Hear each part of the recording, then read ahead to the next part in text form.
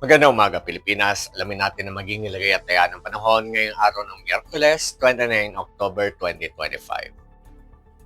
Sa kasalukuyan, patuloy pa rin nakakaapekto sa Palawan, Visayas at Mindanao itong ating Intertropical Convergence Zone o ITCZ. Samantala, ang Northeast Monsoon o hanging amihan ng patuloy pa rin makakaapekto dito sa may bahagi naman ng Batanes at Babuyan Islands o sa Extreme Northern Zone. At ang nalalabing bahagi ng ating bansa ay maapektuhan ng ating easterlies o yung mainit na hangin na nagmumula sa dagat Pasipiko.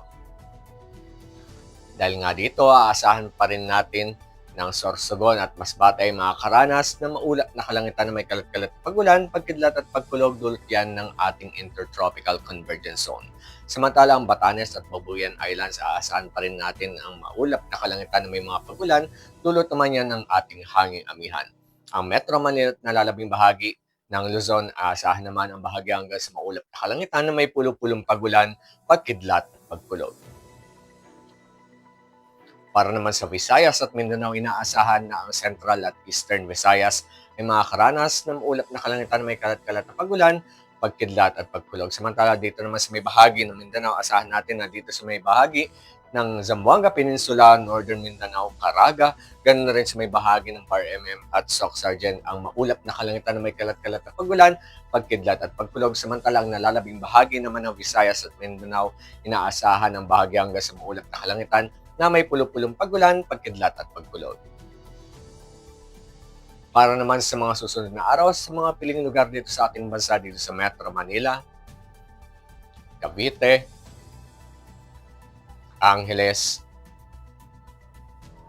at Lipa, inaasahan sa darating na Huwebes at hanggang Sabado ang maulap na kalangitan na may kalat-kalat na pagulan, pagkidlat at pagkulog.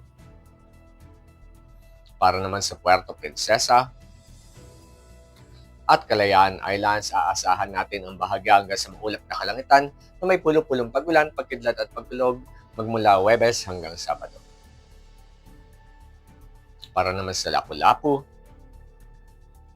at Zamboanga, aasahan ang maulap na kalangitan na may kalat-kalat na pagulan, pagkidlat at pagkulog sa darating na Huwebes hanggang Sabado. Para naman sa Davao, sa darating na Huwebes at Biyernes, inaasahan pa rin ang maulap na kalangitan na may kalat-kalat na pagulan, pagkidlat at pagkulog. Sa darating ng mga Sabado, tayo naman ay makakaranas ng bahagya hanggang sa maulap na kalangitan na may pulo-pulong pagulan, pagkidlat at pagkulog. Ang haring araw ay sumikat kaninang 05:51 at lulubog mamayang 17:29.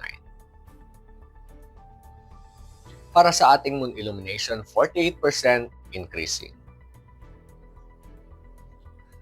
Para manatiling updated sa lagay at taya ng panahon, i-follow lamang ang Air Force Weather Center sa aming mga official social media accounts. Yan lamang po latest update mula sa ating lagay ng panahon. Sa ngalan ng aming commanding officer na si Colonel Alvin Jan Cugador, Philippine Air Force General Staff Corps, ako po si Sergeant General Tisa Supuedes, Philippine Air Force Weather Forecaster ng Air Force Weather Center. Muli magandang umaga, Pilipinas.